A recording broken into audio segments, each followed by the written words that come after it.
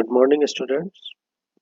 हमारे इस moment skewness and क्रोटोसिस वाले लेक्चर में आज हम जो आर्टिकल डिस्कस करेंगे वो हमारा आर्टिकल है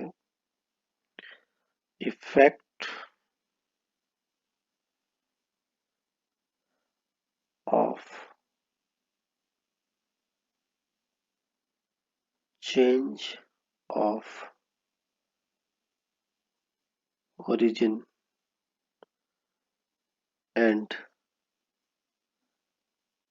स्केल ऑन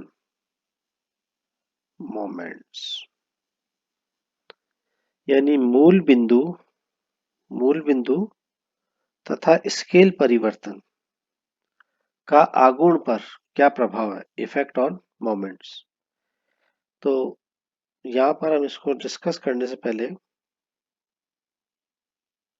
इसको प्रूफ लिखे या इसको डिस्कस करें तो हमको यह मानना पड़ेगा कि मान लीजिए किसी चर x के लिए, वेरिएबल x के लिए मूल बिंदु तथा हम किसको चेंज कर रहे हैं, स्केल को, आघूर्ण के बदलने के लिए हम एक नया इस टाइप से हम नया चर बनाते हैं, मतलब u i equal to x I minus a upon h, जहां पर ए कोई भी हमारे पास where a is any arbitrary constant और नंबर, ठीक है।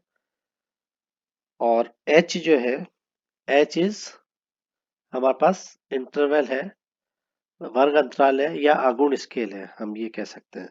दिस इज स्केल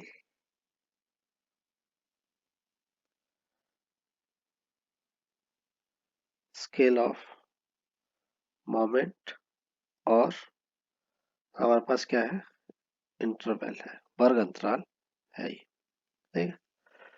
तो अब यहां से इसकी xi की वैल्यू क्या हो जाएगी, इसको जब हम क्रॉस मल्टीप्लाई करेंगे तो ये हो जाएगा you I H equal to x I minus A. This implies X I equal to मेरे पास क्या हो जाएगा, A plus U I H, ये आपके पास आएगा। तो क्या मैं एक्स बार को ये लिख सकता हूँ, ए प्लस एच ऑफ यू बार, ठीक है। तो यहां से इन दोनों इक्वेशन को अगर मैं सब्स्टिट्यूट करता हूं, इन दोनों इक्वेशन को अगर सब्स्टिट्यूट करता हूं मैं, तो ये हो जाएगा x I minus x bar, this is equal to a से ए तो कट गया, ये हो जाएगा यू आई माइनस, तो ये एच कॉमन आ जाएगा, यू आई माइनस यू बार, ठीक है।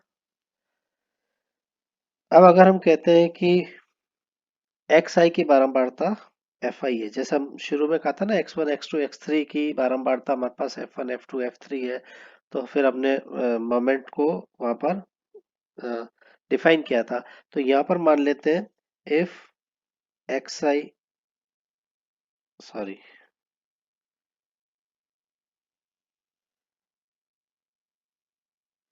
If f i is frequency of x i, ठीक है, देन द आरएथ मोमेंट जो आपके पास होगा वो आप किस टाइप से लिखोगे, mu R, this is equal to 1 upon n summation of I from 1 to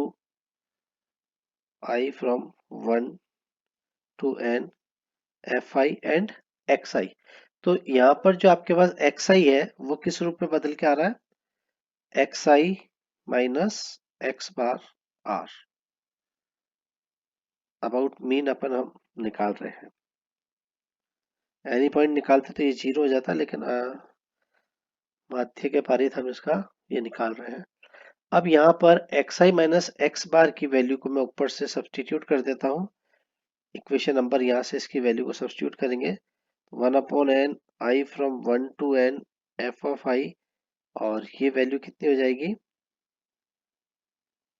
H u i minus u bar raise to the power r. ठीक है, अब इसको मैं और सॉल्व कर लेता हूँ। दिस इज इक्वल टू कितना हो जाएगा, 1/n summation i from 1 to n, और ये हो जाएगा f i h raise to the power r u i minus u bar raise to the power r. ये आर भी सेम बना लो,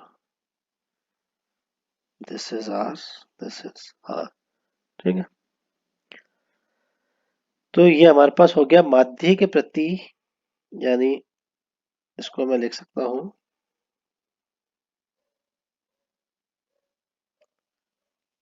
म्यू आर है ना, तो इसको मैं लिख सकता हूं माध्य के परित चर x जो हमने माना था का आरवा आगुण, आरवा आगुण हमारे पास है, क्या है वो, h raise to the power r और माध्य के पारित u का आरवा आगुण, माध्य के पारित u का आरवा आगुण। ये हमारे पास चेंज ऑफ स्केल आ जाएगा। इसी प्रकार से हम म्यू डैश के बारे में बात करते हैं। म्यू डैश हमारे पास क्या था, mu dash R, mu dash R हमारे पास था किसी बिंदु के परित, वो तो था माध्य के परित, किसी बिंदु के परित अगर हम करते हैं तो वो हमारे पास डेफिनेशन सेम होती है, i from 1 to n f of i x I minus a कोई एनी पॉइंट हम मान रहे थे, और आर। ठीक है, तो x माइनस ए भी हमने ऊपर पढ़ा है, x माइनस ए की वैल्यू आपके पास क्या आ रही थी, यू आई और h, यू आई एच आपके पास वैल्यू आ रही थी। अभी हमने ऊपर देखा है ना, एक्स आई माइनस ए की वैल्यू देखो, शुरू शुरू में मैंने आपको बताई है, ये रही, ये देखिए यू आई एच की वैल्यू ये रही। इसकी वैल्यू को हम नीचे एस सच सब्सटीट्यूट करेंगे, तो ये जो मेरा मोमेंट निकलेगा ये निकलेगा any point.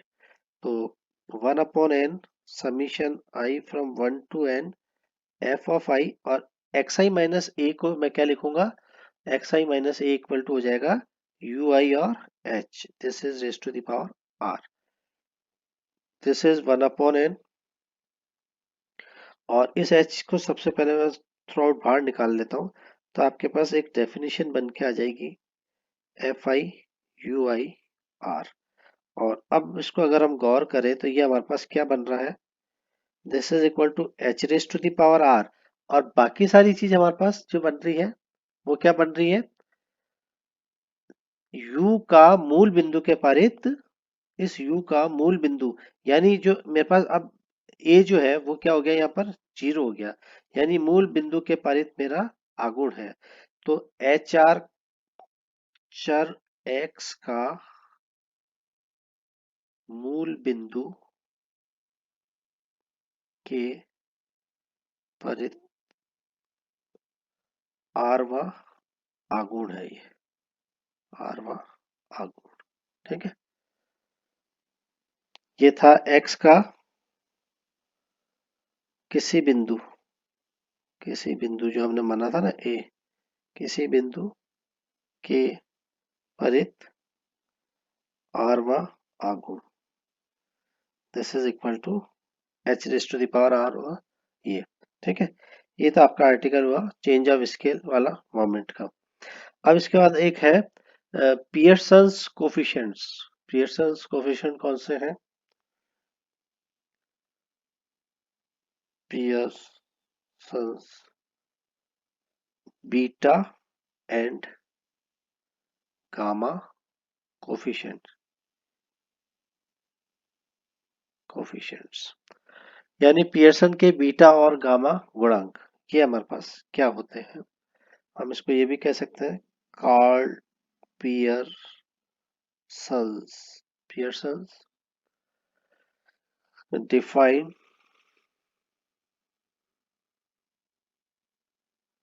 the following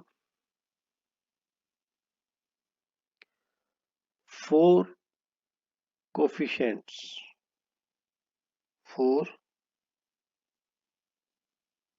4 coefficients जो कि based upon the first 4 moment about mean. जैसे अबाउट मीन की बात कर रहा हूं, वो मेरे फर्स्ट 4 मोमेंट आएंगे μ1 μ2 μ3 और μ4, क्योंकि μ-1 μ-2 μ-3 और μ-4 जो है वो मेरे पास आएंगे एट एनी पॉइंट। ये बहुत दोनों में डिफरेंस है। तो जब भी मुझे कार्ल पियर्सन के कोफिशिएंट डिस्कस करेंगे तो हमारे पास मोमेंट्स जो भी हमारे पास फर्स्ट 4 है वो अबाउट मीन ही यूज होंगे। तो अब ये फर्स्ट 4 इसके कोफिशिएंट क्या है, जरा इसको भी हम लिख लेते हैं और ये आपको याद रखने हैं। यानी सबसे पहले ये इसका β1, इसकी वैल्यू है μ3 का स्क्वायर अपॉन μ2 का क्यूब, ठीक है। दूसरा है β2, दिस इज इक्वल टू μ4 और नीचे आ जाएगा μ2 का स्क्वायर। ये दो कोफिशिएंट हो गए और फिर दो कोफिशिएंट और आपके पास आ रहे हैं। γ1, this is equal to plus of root of β1, ठीक है। और ये β1 वापस से अगर मैं इससे देखूं तो ये मेरे पास कितना आ जाएगा, अगर इधर से मैं β1 की वैल्यू रखूं तो ये अंडर रूट में है ना वैल्यू मेरे पास, अंडर रूट ऑफ β1, तो ये अंडर रूट आपके पास आना चाहिए था। इस β1 की वैल्यू को यहाँ से सब्स्टिट्यूट कर देंगे तो ये आपके पास आ जाएगा इस टाइप से, ठीक है। फिर आपके पास है म्यू टू इक्वल टू आपके पास होता है β2 माइनस का 3 और बीटा टू की वैल्यू आपके पास कितनी है, β2 है आपके पास μ4, ठीक है। तो इसको जब आप करोगे तो ये हो जाएगा μ4 minus 3 times of μ2 square upon μ2 square, this is the γ2। ये मेरे पास γ2 की वैल्यू हुई। ये आपको डायरेक्ट याद रखनी है क्योंकि आगे क्वेश्चंस में हमारे को ये सीधा यूज करना है। और ये जितनी भी संख्या है β1 β2 γ1 γ2 ऑल आर एब्सोल्यूट नंबर्स, ठीक है। और ये जो भी हम निकाल रहे हैं ये हमारे पास अभी जैसे ऊपर वाला जो आर्टिकल पढ़ा था कि effect of change of origin and scale of moments, यानी ये हमारे पास मूल बिंदु तथा स्केल के परिवर्तन आगुण से बिल्कुल इंडिपेंडेंट है, बिल्कुल स्वतंत्र है। तो अब इसका क्या यूज है, हम एक क्वेश्चन इसमें करके देखते हैं और फिर हमको ये पता लगता है कि आर्टिकल का क्या एप्लीकेशन हमारे पास है। तो फर्स्ट 4 मोमेंट आपको याद रखते हैं।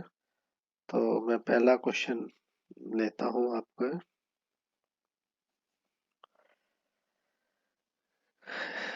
फर्स्ट क्वेश्चन आपका है for a distribution distribution for a distribution the mean मतलब x बार इक्वल टू दिया हुआ आपको 10, वेरियंस आपको कितना दिया हुआ है 16, वेरियंस इक्वल टू 16 और γ1 दिया हुआ है 1 एंड β2 इक्वल टू दिया हुआ है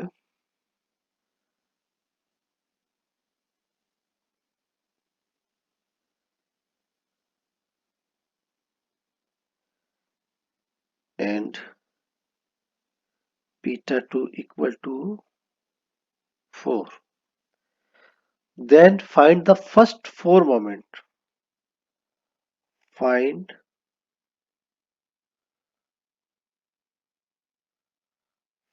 the first 4 moments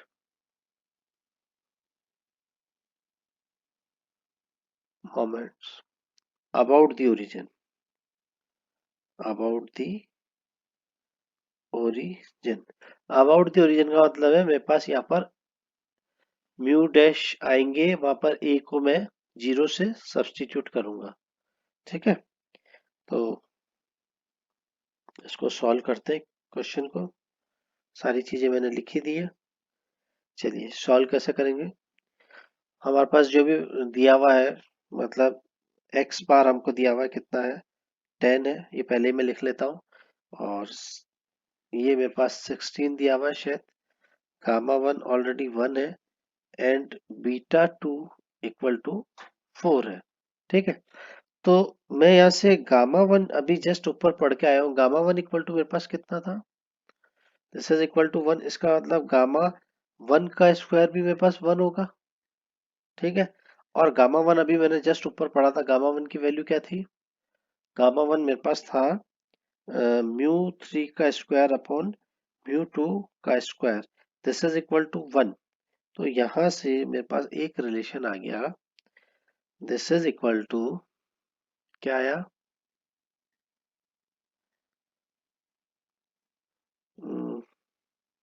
this implies mu 3 square equal to mu 2 square.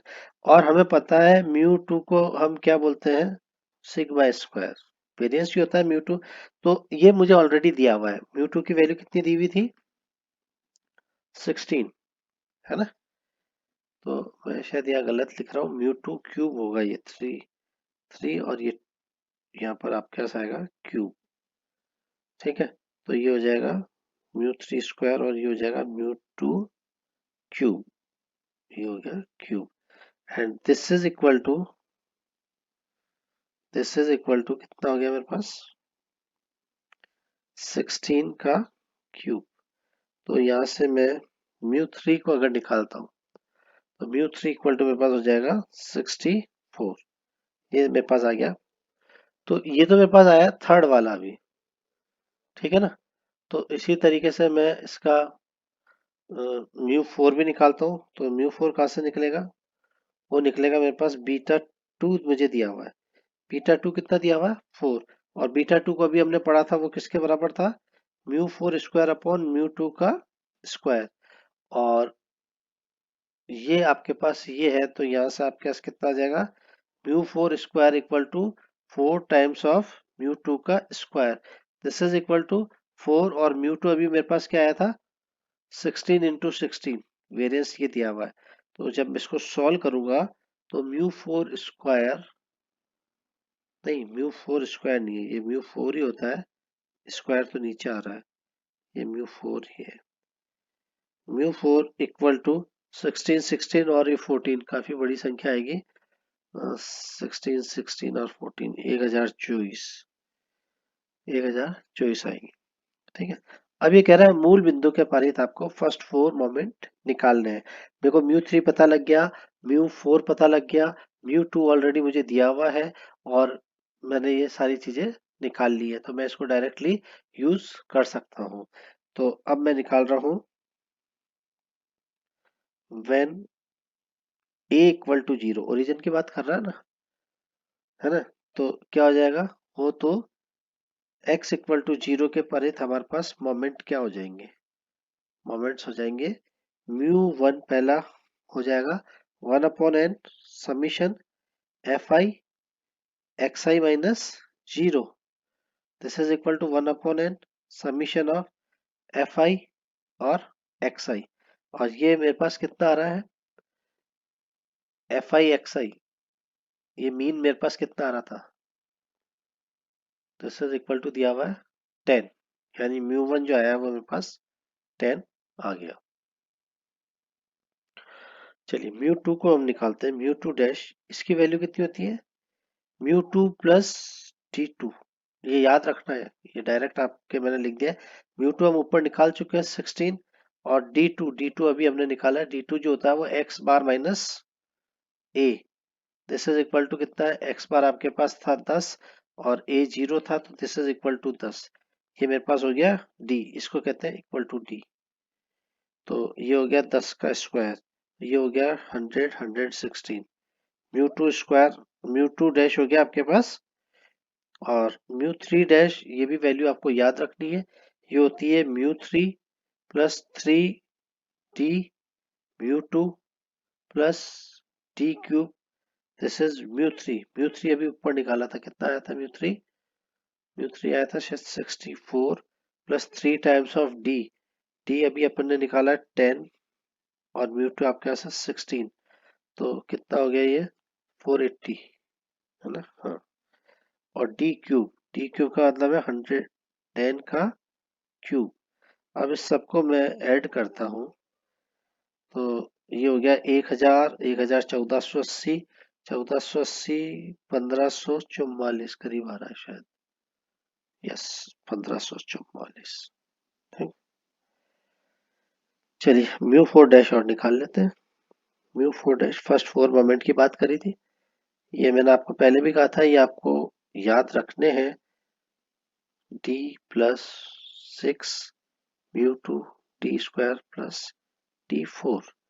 Mu four अभी ऊपर निकाला तो बहुत बड़ी संख्या आई थी, 1024 प्लस 4 टाइम्स ऑफ 64 था mu three I think. D की वैल्यू 10 थी, प्लस 6 और ये था 16, और ये 10 का स्क्वायर प्लस 10 का 4, तो ये तो हो गया 10,000। ये तो बहुत लंबी जाएगी वैल्यू, तो ये हो गया 1024 प्लस 640, 6400, और फिर ये 4 से मल्टीप्लाई हो रहा है।